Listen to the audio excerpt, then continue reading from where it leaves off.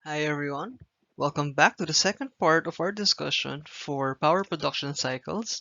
Okay, and this time we're now going to start our discussion to the modifications to our Rankine cycle. So now why do we need to modify some parts of our Rankine cycle?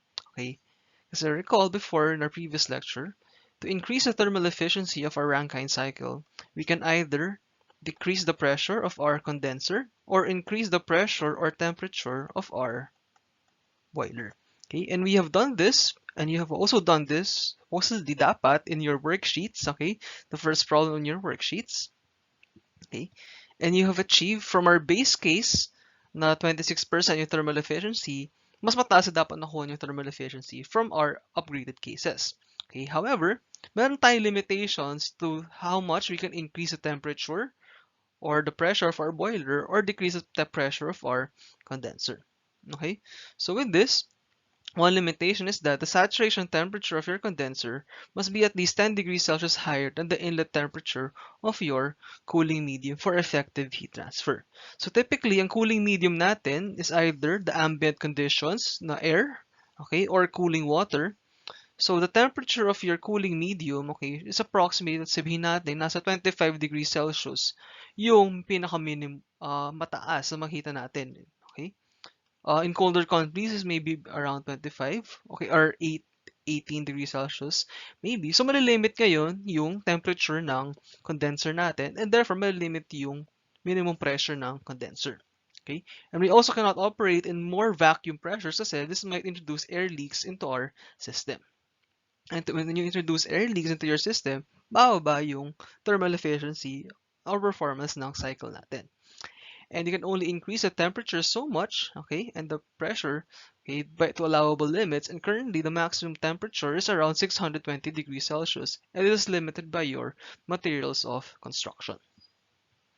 Okay, so now how do we further increase the thermal efficiency of our cycle?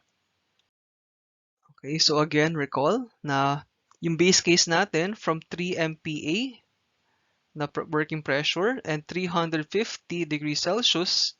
Okay, the temperature ng turbine, tapos 75 kPa. Okay, these three conditions led to having 26% thermal efficiency. But now, our new conditions na pinababa pa natin yung condenser pressure, pinataas natin yung boiler pressure and boiler outlet temperature, these three changes in the conditions led us to have a 43% thermal efficiency. Okay, so ito dapat yung makukuha yung rough value for one of the problems in your worksheet. Okay, but now, how do we further increase this thermal efficiency kung umabot na tayo sa limits ng cycle natin? Okay, so one way to do that is for you to have what we call your ideal reheat Rankine cycle. So we will now have two stages of turbine expansion. Okay, we have two turbines, your high pressure turbine or your low pressure turbine. So you have a single reheat cycle, and ang nangyari lang, okay, is instead of operating at just one turbine, okay, mag-expand tayo ngayon, okay, from your boiler inlet, a boiler outlet rather, you will do an initial expansion to an intermediate pressure. That's called the state 4. So isentropic pa rin yung expansion from 3 to 4. Ayan. So meron tayong initial work produced.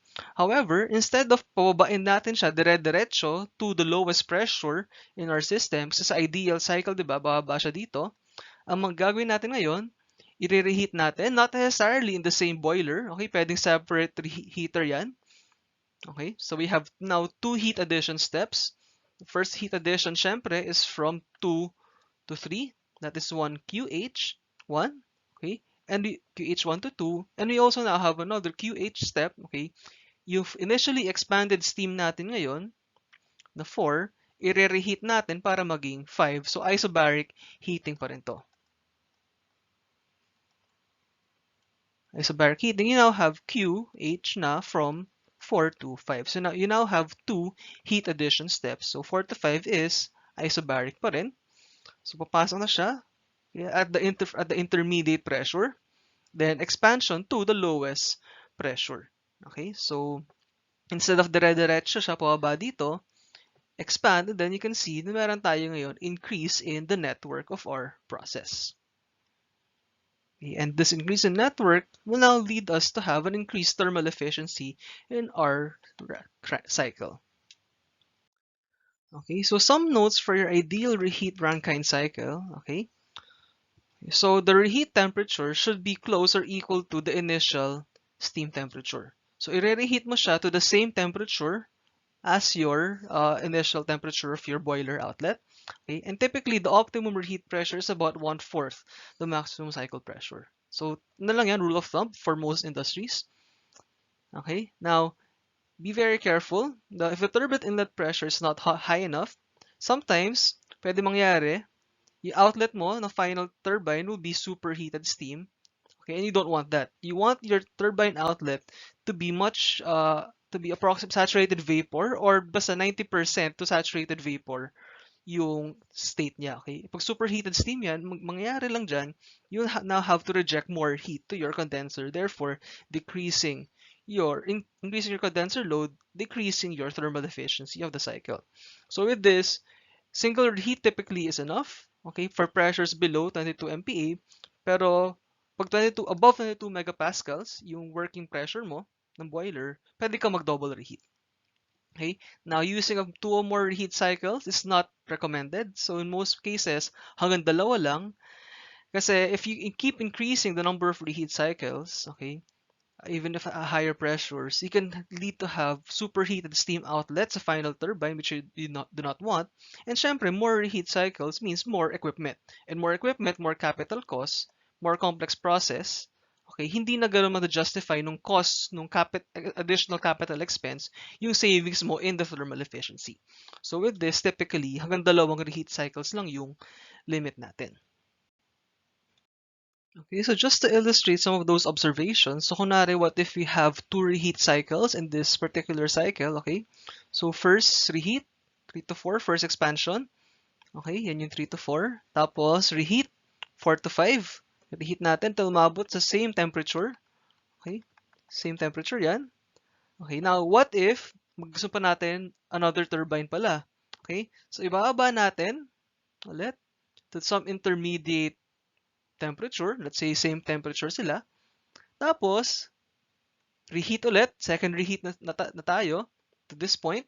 Okay, tapos at this point, pansin nyo, pag binaba na natin to the final state, okay, instead of yung initial na nasa saturated mixture tayo, okay, dito naman, superheated na. So with this, pag superheated to, mas mataas ang enthalpy, you have a lot of heat rejection from this point to back to state 1. So with this, ang taas nung rate of heat rejection natin, so yung ina-add mo na heat, nangyayari, nire-reject mo lang din sa dulo. Okay, so ang sweet spot, typically, for most cycles, is around this area. So saturated vapor, ilalabas sa turbine, or vapor of very high quality, na nasa around 90% or greater. Kasi yun yung magiging limit ng most turbines in the industry. Okay, so let's now consider this example. If again, from our initial revised base case, ngayon, gawin natin, meron tayong single reheat cycle or single reheat step. Okay, from initial expansion from 15 MPa to 4 MPa to some arbitrary temperature. Okay, and then reheat back from this arbitrary temperature, state 4, okay, back to 600 degrees Celsius at 4 MPa. Okay, and then final expansion to state 6. So, meron tayong new state, state 4, and state 5. So, again, draw your table of properties, and then label the known values. So, again, known values based on your ideal reheat cycle. Okay, same pressure, C2 and 3. Same pressure, C4 and 5. Same pressure, C1 and 6. Alright, and then ideal reheat. So, same temperature din dapat, C3 and 5. They rely on the same isotherm. So 3 and 5 should have the same temperatures. Okay.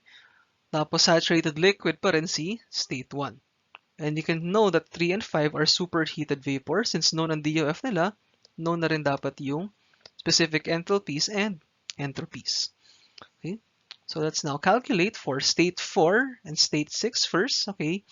Since ideal reheat cycle tayo, okay, isentropic expansion si 3 to 4 and isentropic expansion si 5 to 6. Okay, so papansin nyo dito, paulit-ulit lang yung magiging calculations natin. They are similar. Mag-iba lang ng konti yung values depende sa itsura ng cycle natin and sa process variables ng ating modified cycles. Okay? So again, state 4, S4 is equal to S3 for an isentropic expansion. And at 4 megapascals, as you can see, and even based on the TS diagram, superheated steam dapat yan. And at 4 MPa, the specific entropy na 6.6796 is between the specific entropy of steam at 4 megapascals between 350 and 400 degrees Celsius. So these are the two values that you will obtain from your steam table. And you can now interpolate for the temperature of your expanded steam at state 4. Okay, and then obtain the specific enthalpy and entropy. Or specific enthalpy lang pala, kasi entropy is the same as state 3. So from here, interpolating can get T2 and H2, which are now the following values. Okay. Similarly, you can do the same for state 5 to state 6, isentropic expansion pa rin. Okay, and this time, the specific entropy na 7.3706 at state 6, which is 10 kPa, okay, lies between saturated liquid and vapor entropy at 10 kPa. So from here, you obtain again the quality of your mixture. So using the formulas, again, you can now obtain na 89.62% yung steam quality natin at state 6. So ito, medyo, sige, pwede nang pasok na if you round up a bit. Okay, pero pwede na, sige, pasok na yan. Alright, pero sa 90%, okay. Pero if you really want to be stricter, operate ka at slightly higher above than 4 megapascals na pressure. Pero for the calculation purposes, let's assume na pasok to. Okay, pwede na enough. So let's proceed. Okay, so enthalpy of 6 is now equal to the following values. So 2335.60 kilojoules per kilogram. And last but not least, let's now go for state 2. And again, we assume na approximately equal in temperature ni 2 and 1. So again, ganito yung calculations. So assume V1 is approximately equal to V2. And again, V1 is the following value. Okay, you should be familiar with this value by now. Okay, so H2 minus H1 is equal to V delta P, and you can now get H2. Okay, and from here, you can now complete your table. Okay, so completing your table, you can now calculate for the thermal efficiency of your cycle. And now the network, okay, is composed of three components. You have the work from your first turbine, work from your second turbine, okay, and the required work from your pump, which is 1 to 2. Okay, so 2 turbines, since meron tayong uh, one reheat step, okay, plus syempre yung work pa rin ng pump. Okay, and then QC, okay, isa lang yung heat rejection step natin, but we now have two heat addition steps, which is H3 minus H2, okay, our boiling step, okay, from subcooled liquid to our feed primary or feed steam, which is state 3, and the reheat step, which is from 4 to 5, okay, the reheating of our initial first steam expansion back to the original temperature, which is 600 degrees Celsius. So mag-ingat lang for the reheat cycle. Per reheat cycle natin, magdadagdag tayo ng isang heat addition step and magdadagdag tayo ng isang work producing step. Okay, yun lang yung magiging changes natin dun sa ideal Rankine cycle. And from here, you can now calculate the network, the heat rejection step, the amount of heat rejection, and then amount of heat addition. Okay, and from here, you can now calculate the thermal efficiency of our cycle, which is now 45.53% increase. Okay, so kanina, nung walang reheat cycle, nasa around 43%. Ngayon, nasa 45.53% na. So, tumaas talaga yung thermal efficiency natin just by adding one reheat step. Okay? If you add one more reheat step, it might actually even decrease kasi pansin nyo, nasa 89%. Kung nag-add pa tayo dito ng isa, okay, isa pa dito, tapos increase dyan, hindi na siya ganun kaganda na performance. Okay, so in this case, since below 22 megapascals, 15 MPa lang, one reheat cycle should be enough. Okay, so this is how you increase the thermal efficiency of a Rankine cycle, okay, by adding one more heat addition step and one more work producing step. Okay, so the next part of our lecture, okay, We'll now proceed with another modification of our Rankine cycle, this time using what we call the regenerative cycle.